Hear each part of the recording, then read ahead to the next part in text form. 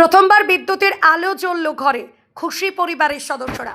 সবাই বলে ভারত তথা বিশ্ব কোথায় পৌঁছে গেছে, আগামী দিনে আবার কোথায় যে যাবে কে জানে। তবে সর্বত্র যে উন্নয়ন আর উন্নতির ছোঁয়া পৌঁছাতে পারেনি তা বলাই যায়, কেননা অবশেষে প্রথমবার বিদ্যুতের আলো জ্বলল ঘরে।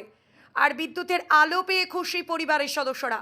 জলপাইগুড়ি জেলার ধূপগুড়ি ব্লকের মাগুরমারি এক গ্রাম পঞ্চায়েতের ঝাড় মাগুরমারি এলাকার 6টি পরিবারের ঘরে এদিন সন্ধ্যায় জ্বলল প্রথমবারের জন্য বিদ্যুতের আলো। বলতে গেলে যেন এই সময়টার অপেক্ষায় ছিলেন 6টি পরিবারের শিশু থেকে বৃদ্ধ সব সদস্যরা। কখনো তারা বিদ্যুতের আলো পাবেন, কখন তারা বিদ্যুতের আলো পাবেন। আর এদিন সন্ধ্যায় যেন সেই 6টি বাড়িতে অকাল দীপাবলির উৎসব। স্বাভাবিকভাবে বিদ্যুতের আলো পেয়ে খুশি পরিবারের সদস্যরা। 6টি পরিবারের বয়স্ক সদস্যরা ভেবেছিলেন হয়তো তাদের জীবদ্দশায় আর ঘরে বিদ্যুতের আলো দেখে যেতে পারবেন না। পরিবারের সদস্যদের দাবি, বিভিন্ন রাজনৈতিক এবং অন্যান্য কারণে এতদিন তাদের বাড়িতে বিদ্যুৎ পৌঁছায়নি। তবে অবশেষে রাজ্যে পালাবদলের পর তারা বিদ্যুতের সুবিধা পেলেন। যে এলাকার সন্ধ্যার পর অন্ধকারে ডুবে থাকতো, সেখানে এখন আলো জ্বলছে। এখন থেকে 6টি পরিবারের ছাত্রছাত্রীদের পড়াশোনার ক্ষেত্রে সুবিধা হলো। আর এই বিদ্যুৎ 6টি পরিবারের কাছে পৌঁছাতে যিনি সবথেকে বেশি ভূমিকা পালন করেছেন তিনি হলেন এলাকার বিজেপির বুথ সভাপতি লিটন ঘোষ।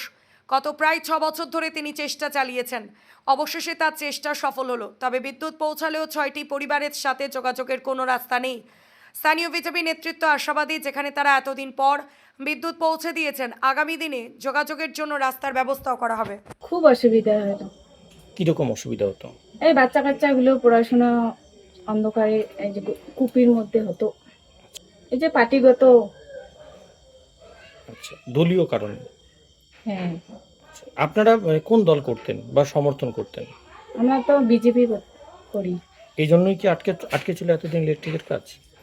না না, আমার তো বিয়ে হওয়ার তো এই প্রায় 4-5 বছর হচ্ছিল হুম। না। আগে যে কি হয়েছিল আমি তো অত কিছু জানি না। আচ্ছা, এখন কতটা ভালো লাগছে ইলেকট্রিক আসার কারণে?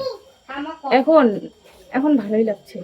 নিশ্চয়, মানে একটা বলা যায় কালী পুজোয় দীপাবলিতে একটা আলোর যে একটা অনুষ্ঠান হয়, হ্যাঁ ঠিক সেরকমই কি অনুভব হচ্ছে আপনাদের মনে? হ্যাঁ।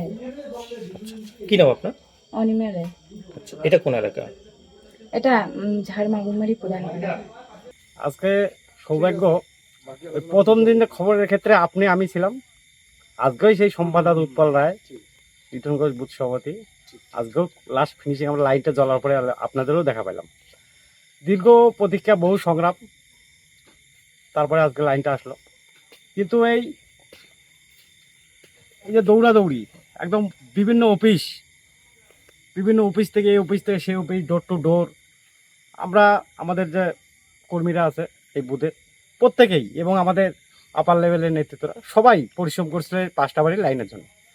আমাদের কিছু গ্রামেরই শয়তান চরিত্র, দুশ্চরিত্র, কাটমানঘাড়িয়া তৃণমূলরা এই লাইনের বিরোধিতা করছিল, প্রচণ্ডভাবে বিরোধ করছে, বিভিন্ন অ্যাঙ্গেলে পড়ছে। তাদের সরকার ছিল, তারা ভিডিও সব জায়গায় যা প্রভাব খাটিয়ে লাইনটা করতে দাঁড়িয়ে। আজকে আমরা সরকার পরিবর্তনের পাবলিক আশার আলো দেখছে। আমরা সেই সূত্রে তো যোগাযোগ করে আমরা লোকগুলোকে মুখে হাসি ফুটাতে পারছি। আচ্ছা, দেখা গেল এই আজকের দিনেই বিজেপির দলীয় যারা কর্মী নেতৃত্ব তারা এসেছিলেন, সকলে মিলে বসে কথা বললেন। কি বিষয়ে আলোচনা হলো আজকে? আজকে আমরা এই 5টা বাড়িতে ইলেকট্রিকের কালেকশন দিতে পেরেছি, আমরা খুশি। ওই জন্য সেই উপলক্ষে আমরা এদের বাড়িতে এসে, তারাও আমাদের বলছিল আসো আমরা একসঙ্গে একটু মিলিত হই, আলোচনা করি। লাইনটা জ্বললো, আমরা সেই বিষয়ে আলোচনা সবাই বসে একটু কুশল বিনিময় করলাম, আনন্দ উপভোগ করলাম সবাই মিলে। আচ্ছা, কি নাম আপনার? লিটন ঘোষ। আচ্ছা, আপনি বুথ সভাপতি? 116 নম্বর বুথের বুথ সভাপতি। আজকে আমরা শুধু এই যে বাড়ির যে 5টা পরিবার রয়েছে, শুধু ইনারা নয়, আমরা মাগুরমারি 1 নং গ্রাম পঞ্চায়েতের সকল বাসিন্দা তো ধূপগুড়িবাসী প্রত্যেকেই আজকে আনন্দিত। আমাদের প্রত্যেকের ঐকান্তিক প্রচেষ্টায় 116 নং বুথের যে যুবশক্তি রয়েছে এবং ভারতীয় জনতা পার্টির বিশেষ করে নেতৃত্বের ঐকান্তিক প্রচেষ্টায় আজকে যে এই বাড়িগুলো ইলেকট্রিকের আলো এসে পৌঁছেছে এবং এখানকার বাচ্চারা আজকের থেকে ফ্যানের হাওয়ায় ইলেকট্রিক বিদ্যুতের আলো পড়াশোনা করে পাড়ার নাম, গ্রামের নাম, অঞ্চলের নাম, ধূপগুড়ির নাম তথা রাজ্যের নাম এবং সর্বোপরি দেশের নাম যে উজ্জ্বল করবে, এটা একমাত্র ভারতীয় জনতা পার্টির দ্বারাই সম্ভব। স্বাধীনতার পর আমরা যেখানে আমাদের দেশের সম্মানীয় প্রধানমন্ত্রী নরেন্দ্র মোদীজি বলেছিলেন যে যদি কোনো জায়গায় 110টারও বেশি পোল লাগে সেখানেও ইলেকট্রিক ব্যবস্থা পৌঁছে দেওয়া হোক। আমরা দেখেছি যে সিপিএমের 34 বছর এবং এই স্বৈরাচারী তৃণমূল সরকারের 15 বছরে এখানে কিন্তু কোনো বৈদ্যুতিক পৌঁছে দিতে পারেনি, এবং এর নেপথ্যে রয়েছে তৃণমূল সরকারের কিছু স্বৈরাচারী চোর গুন্ডা বদমাইশ নেতার নেতৃত্বে কিন্তু এই বাড়িগুলো বঞ্চিত ছিল এতদিন। আজকে যেদিন পশ্চিমবঙ্গে ভারতীয় জনতা পার্টি প্রতিষ্ঠিত হয়েছে এবং ধূপগুড়ি বিধানসভার প্রত্যেকটি নেতৃত্বের ঐকান্তিক প্রচেষ্টায় আজকের দিনে এই বাড়িগুলো আমরা বিদ্যুৎ পৌঁছে দিয়ে আমরা খুবই আনন্দ বোধ করছি। একেবারে, এবং তার পাশাপাশি বাড়িতে আসার সময় আরেকটা সমস্যা দেখালো, এক সমস্যা শেষ হতেই আরেক সমস্যা দেখা দিল, একটা যাতায়াত চলাচলের একটা অবস্থা, যে বাচ্চারা স্কুলে পড়াশোনা করার জন্য যাবে বা এমার্জেন্সি পরিষেবা যদি কোনো সমস্যা থাকে সেক্ষেত্রে কি পদক্ষেপ নেবেন আপনারা পরবর্তীতে? আমাদের দেশের সম্মানীয় প্রধানমন্ত্রী একটা কথাই বলেন, সবকা সাথ সবকা বিকাশ।